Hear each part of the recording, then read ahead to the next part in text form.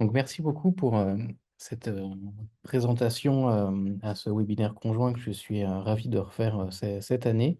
Donc, je vais vous présenter un panorama un peu des données de santé en France. Et donc, moi, je suis Julien Bezin, je suis maître de conférence à l'Université de Bordeaux et praticien hospitalier au CHU de Bordeaux. Et j'ai notamment une expertise sur le SNDS, qui est une des parties des données de santé qu'on peut trouver en France et dont je vais vous parler euh, pendant ce topo. Donc, je vais repartir de deux définitions très simples pour poser le décor. C'est qu'est-ce qu'une donnée de santé et qu'est-ce qu'on entend par réutilisation de données de santé. Qu'est-ce qu'une donnée de santé? La CNIL, elle l'a définit comme étant une donnée relative à la santé physique ou mentale d'une personne physique, y compris des prestations de services de soins, et qui donc vont révéler des informations sur l'état de santé. Et donc, on va avoir trois types de données de santé, par nature, par combinaison et par destination, comme par exemple le genre ou le statut marital. On voit que c'est une définition qui va toujours un petit peu plus large que ce qu'on peut penser au départ.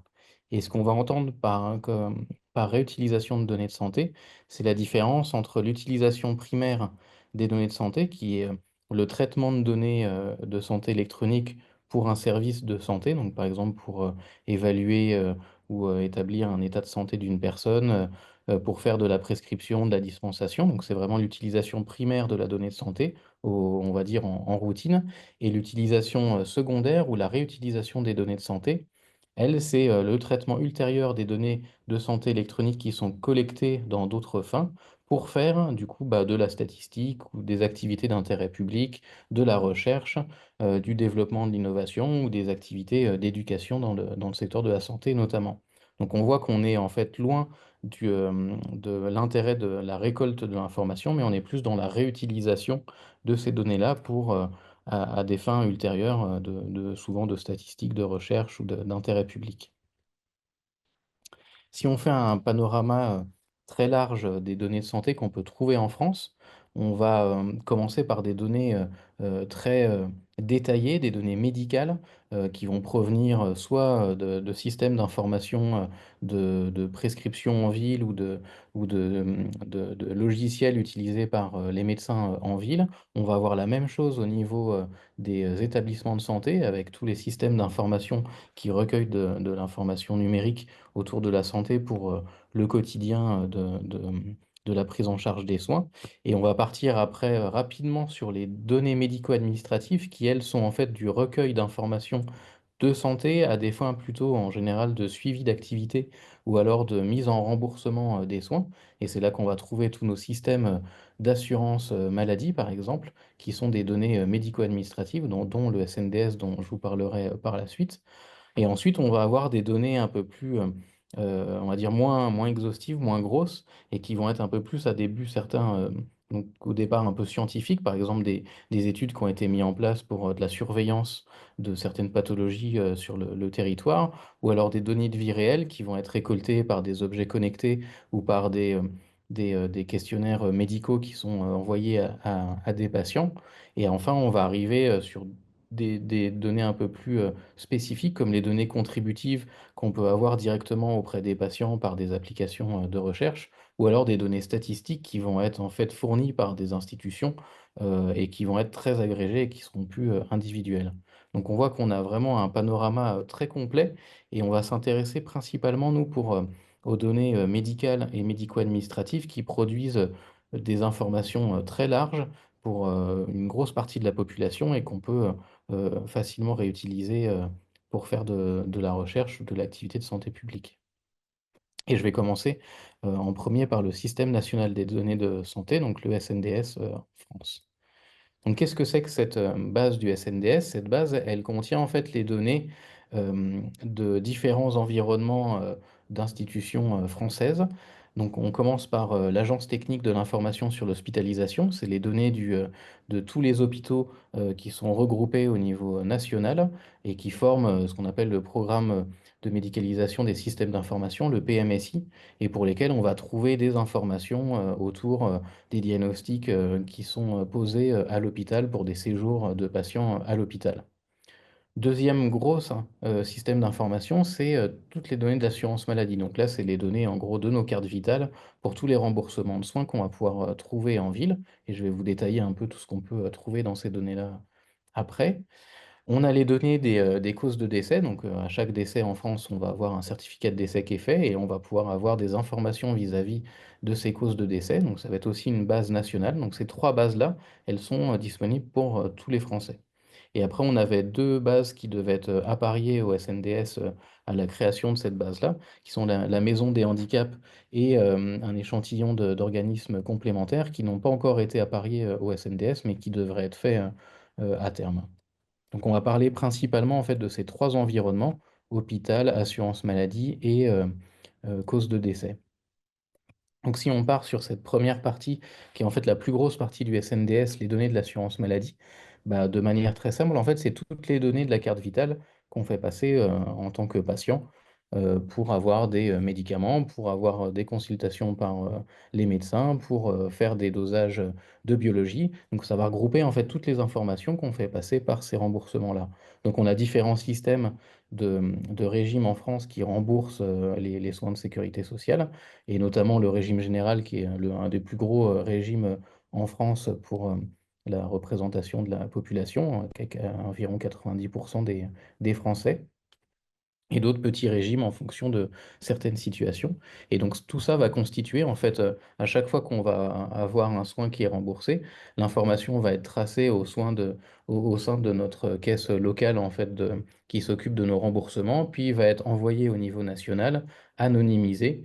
Et une fois que la base nationale anonymisée est constituée, elle va être du coup déversée dans le SNDS auquel nous, on accède en tant que réutilisateur des données de santé. Donc on n'a pas de retour possible au dossier initial. Tout a été anonymisé. On en reparlera un petit peu. C'est pas vraiment de la vraie anonymisation, c'est plutôt de la pseudonymisation, parce qu'en fait, ça a beau être anonyme, on peut retrouver des informations vu qu'on a énormément de données disponibles. Au sein de l'hôpital, ça va être un peu le même système. À chaque fois qu'on va être hospitalisé dans une structure publique ou privée en France, donc il y a quatre champs du PMSI, c'est un peu technique, je ne rentrerai pas là-dedans, mais du coup, on a un résumé de sortie de notre séjour hospitalier qui est constitué et qui va servir à tarifier l'hôpital de l'activité, donc de prouver en fait l'activité qui a été faite chaque hospitalisation. Et donc, on va avoir des informations médicales qui vont être renseignées comme les diagnostics, les actes de chirurgie qui vont être réalisés, des médicaments onéreux qui vont être produits, plus des informations administratives.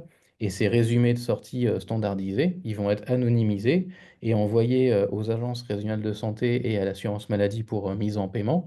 Et pour la TIH, va gérer en fait la base nationale qui sera ensuite fournie au SNDS pour pouvoir être réutilisée par la suite.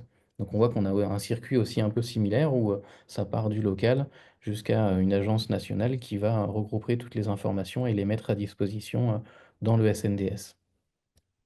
Pour les causes de décès, à chaque décès qu'on va avoir en France, il y a un certificat médical qui va être établi avec un volet administratif qui est nominatif où il n'y a aucune information médicale et un volet médical qui est rempli par le médecin qui va être lui anonyme et qui va renseigner les causes de la cause initiale jusqu'à la cause immédiate de décès et des informations autour du décès. Ce certificat de décès, il est envoyé à la mairie et là on va avoir les deux volets qui vont être attribués à différentes entités. L'avis nominatif qui est sans les informations médicales vont être envoyées à l'INSEE et l'avis anonyme avec le volet médical va être envoyé aux agences régionales de santé et au centre CEPI-décès, le centre d'épidémiologie sur les causes médicales de décès de l'INSERM, qui va se charger de faire le codage des causes de décès et qui va constituer une base nationale qui sera également du coup déversée dans le SNDS pour être réutilisée par la suite. Donc au final, quel est l'intérêt de ces données? Bah, l'avantage, c'est que du coup, en France, on a l'assurance maladie française qui est universelle et qui est obligatoire. Et du coup, par ces régimes-là qui ont beau être différents, en fait, on a une remontée nationale de toutes nos informations d'assurance maladie. Et en fait, ça en fait une base de données qui est totalement populationnelle. On a toute la France quasiment qui est remplie dans cette base de données. Et donc, on a une représentativité quasi parfaite des données et une taille qui correspond à environ 60 à 70 millions de la population. Donc c'est quand même une des plus grosses bases de données qui existent à l'heure actuelle au niveau international. On a des données qui sont quasi exhaustives sur certains paramètres, donc notamment tout ce qui va être remboursé par l'assurance maladie, on va avoir des données exhaustives. Tout ce qui va être des données d'hospitalisation, elles vont être aussi exhaustives sur tout le territoire, même si on n'a pas forcément toutes les informations qui vont être remplies. Et les données de décès sont aussi au niveau national. Donc pour ces informations-là, on a une information très complète. On a la chance d'avoir un historique qui va aller jusqu'à 20 ans de données, donc c'est aussi très intéressant pour des évaluations longitudinales. Et a priori, sauf problème de l'assurance maladie qui serait dissoute, la source de données paraît plutôt pérenne et est disponible à l'heure actuelle de manière gratuite en France. Mais par contre, évidemment, ça remplit pas toutes les informations. Ce n'est pas une base de données qui est totalement parfaite. Les informations cliniques sont pas assez détaillées pour certaines situations. Tout ce qui va être codage diagnostique qui est fait à l'hôpital, on aura peu d'informations détaillées sur la gravité, la sévérité des maladies. On va pas avoir d'informations sur les pathologies qui sont prises en charge en ville. Tout ce qui va être codage des diagnostics qui pourraient être faits par les médecins généralistes lors des consultations, par exemple, ne sont pas du tout remplis dans la base, puisqu'on n'a que des données hospitalières. Les examens qu'on va pouvoir trouver, notamment les dosages biologiques, par exemple, bah, on aura la connaissance du dosage, mais on n'aura pas la connaissance du résultat, ce qui est quand même problématique, mais on peut s'en servir pour faire de l'évaluation de parcours de soins, par exemple. On a très peu d'informations comportementales comme le tabac, l'alcool ou des informations sur le poids, la taille des patients. On a très peu d'informations socio-économiques. On a quelques proxys par soit des codes de défavorisation liés au territoire ou alors des codes d'utilisation de systèmes pour les remboursements à 100% pour les plus petits revenus. Mais en dehors de ça, on a très peu d'informations. On va avoir aucune information pour tous les soins qui seront non remboursés. Bah, ça, c'est évident puisque c'est une base de remboursement. Et malheureusement, bah, du coup, il y en a quand même quelques-uns encore en France. Et il y a aussi la difficulté de différencier ce qui a été remboursé aux patients, mais qui n'a finalement pas été pris. On ne pourra jamais faire cette différence-là. Nous, on est toujours capable de voir ce qui est remboursé aux patients, mais pas ce qui est réellement exécuté. Et enfin, au sein des établissements de santé, on va avoir du mal à identifier les soins qui sont à remboursement forfaitaire. Et c'est notamment le cas, par exemple, de l'utilisation des médicaments courants qu'on va avoir dans les hôpitaux. C'est pas du tout rempli dans le PMSI parce que c'est des dotations globales pour tout l'hôpital et c'est pas des informations qu'on va avoir de manière nominative. Donc on ne trouvera pas ces informations-là dans le SNDS. Je vais passer maintenant aux entrepôts de données de santé. Donc vous allez voir, c'est un petit peu différent du coup que ces bases médico-administratives.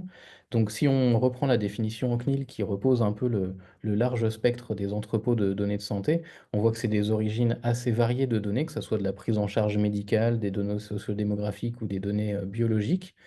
C'est des bases de données qui sont généralistes ou alors plutôt thématiques d'une certaine pathologie ciblée, donc ça couvre un large champ euh, de possibilités. A priori, c'est plutôt pour des durées de conservation longues de plus de 10 ans. L'objectif, c'est d'avoir des infos par des dossiers médicaux de personnes qui vont être suivies au sein de l'établissement ou au sein du système dont l'entrepôt est issu. Et c'est des données qui sont faites pour être récoltées, pour être utilisées dans des traitements ultérieurs, que ce soit de la recherche ou de la production d'indicateurs de suivi. Donc on va avoir en France, on va dire, deux gros types d'entrepôts. On va plutôt avoir soit des entrepôts de santé qui seraient hospitaliers, donc plutôt des établissements de santé, ou alors des entrepôts de données de santé de médecine de ville. Et je vais vous présenter deux exemples. Donc sur la partie entrepôt de données de santé hospitalier, la Haute Autorité de Santé avait produit un rapport en 2022 après la constitution justement de beaucoup d'entrepôts au sein des centres hospitaliers universitaires en France pour voir un peu la dynamique de construction de ces entrepôts. Donc on voit que c'est assez récent. Ça a commencé en 2008 avec l'hôpital Pompidou à Paris qui a été le premier entrepôt constitué et on voit que ça a beaucoup augmenté la constitution des entrepôts à partir des années 2015 jusqu'à du coup aujourd'hui. Et donc on a une couverture aujourd'hui des entrepôts hospitaliers qui est assez large quand même sur toute la France. Et je vais vous présenter un peu un exemple. Donc je remercie mes collègues du CHU de m'avoir fourni ces documents. Donc au CHU de Bordeaux, on a un entrepôt de données de santé qui est constitué et qui en fait part du système d'information hospitalier, donc tous les logiciels informatiques qui vont traiter les informations de santé pour la réalisation des soins au sein du CHU. Et ils vont utiliser des systèmes d'ETL, on appelle, donc d'extraction, transforme et chargement, qui vont transformer en fait, qui vont extraire, transformer et charger ces données dans l'entrepôt hospitalier. Et cet entrepôt-là va permettre de faire de la visualisation de données, de faire de la création d'indicateurs de stratégie, ou alors qui pourront être utilisés pour faire de la réalisation de recherche ou d'évaluation au sein du CHU de Bordeaux. Donc voilà, très rapidement ce que c'est qu'un entrepôt à l'hôpital. Euh, un exemple d'entrepôt de médecine de ville, c'est l'entrepôt P4DP qui est en train d'être constitué depuis quelques années sur la mise en place en fait d'un entrepôt de médecine générale.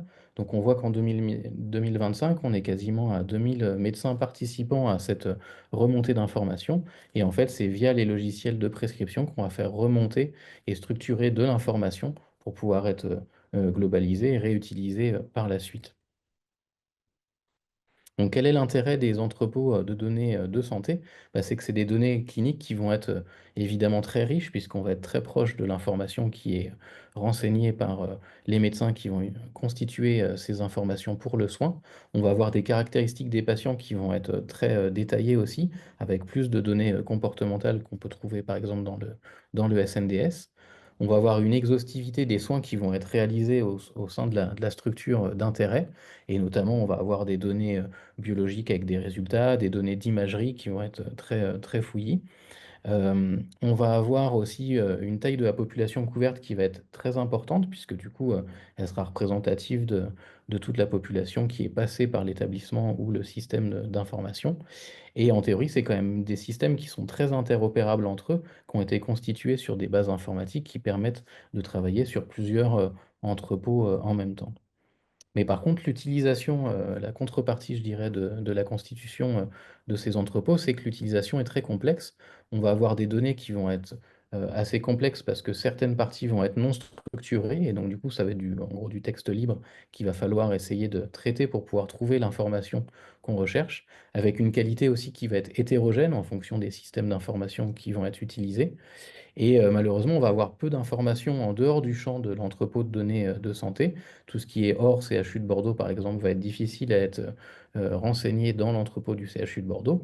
Et ces entrepôts vont être évidemment représentatifs que de ceux qui sont passés par ce système d'information. Donc la représentativité est plus limitée. Mais on va voir justement l'intérêt de la complémentarité de ces données.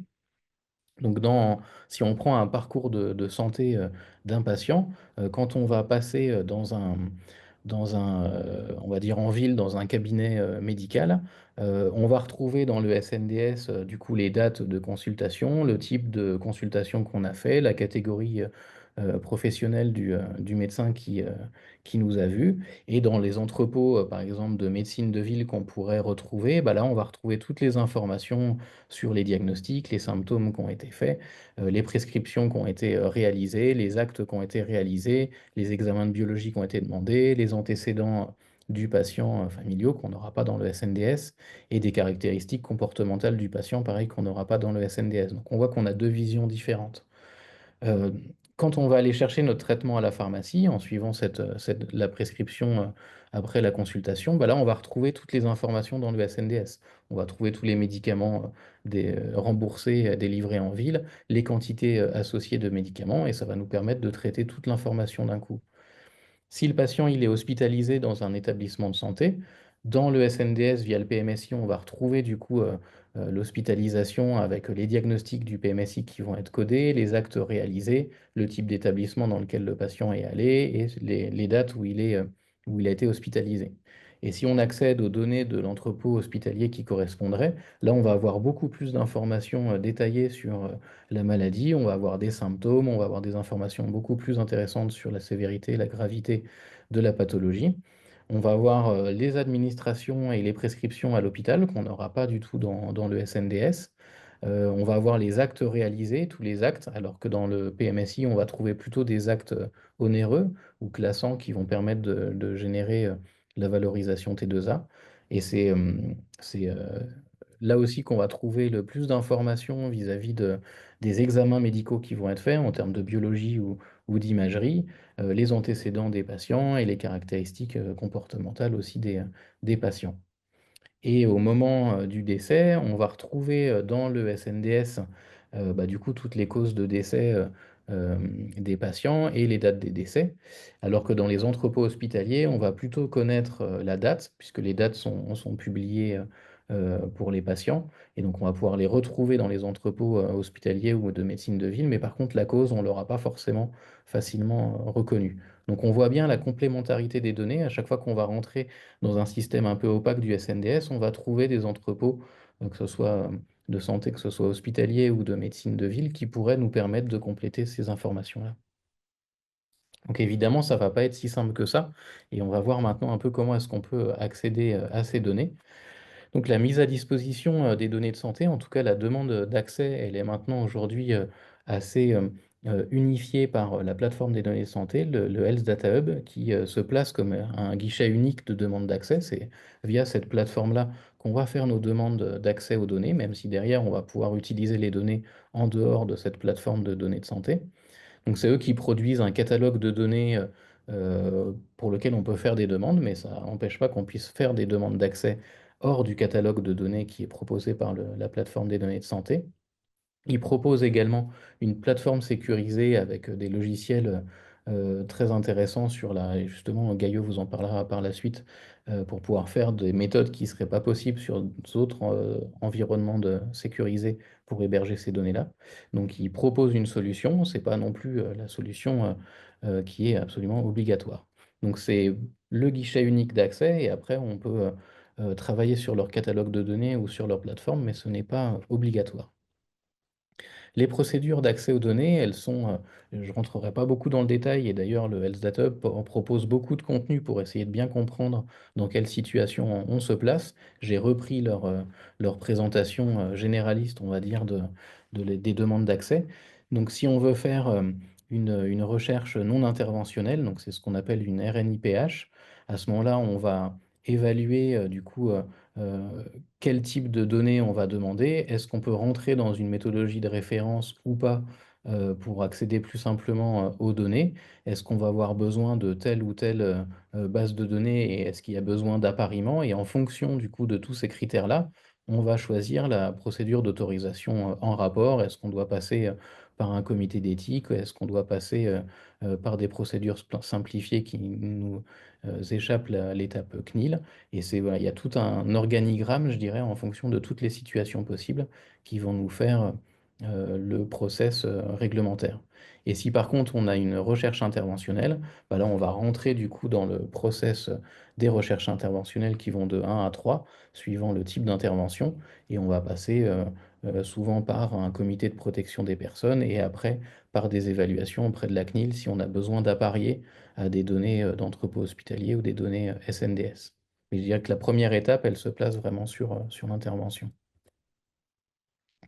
Qu'est-ce qu'on doit retenir de ces données? Bah, c'est qu'en fait, en France, on a quand même un patrimoine de données de santé qui est très important. À l'international, il est très intéressant pour des chercheurs d'autres pays de travailler avec nous parce qu'on a une base de données, notamment le SNDS, qui est quand même très grosse et qui représente une grosse population. Et donc, du coup, pour ça, ça en fait quand même un bel atout pour la recherche en France. On a un potentiel pour la santé publique et la recherche qui est très importante, comme c'est des bases nationales, notamment le PMSI, le SNDS, ben, on va pouvoir faire des évaluations au niveau du territoire et on va avoir une richesse d'informations qui est très importante, et notamment sur les entrepôts de données de santé et les entrepôts notamment hospitaliers qui sont les plus nombreux maintenant. Les entrepôts de médecine de ville sont encore en développement. On va avoir énormément d'informations qui vont permettre de faire de l'évaluation et de la santé publique de manière très intéressante. Donc on a une très grande richesse de la complémentarité des sources. C'est ça un peu le futur, je pense qu'il faut retenir aussi, c'est que ces bases de données-là, elles sont déjà intéressantes isolées, mais alors appariées ensemble, elles vont être très puissantes pour pouvoir faire de l'évaluation ou de la surveillance en santé publique. Et on a de la chance qu'en France, pour l'instant, l'accès à ces données soit très ouvert, même si on a des freins par la complexité de réglementation et des délais d'accès qui sont encore, des délais d'accès, pardon, qui sont encore très longs, ces données sont quand même encore accessibles gratuitement à l'heure actuelle et on peut encore faire tous les projets d'intérêt public par ces données-là. Et on espère que les délais d'accès, vont se réduire et que la réglementation, par la suite, s'améliorera aussi pour simplifier un peu tout ça.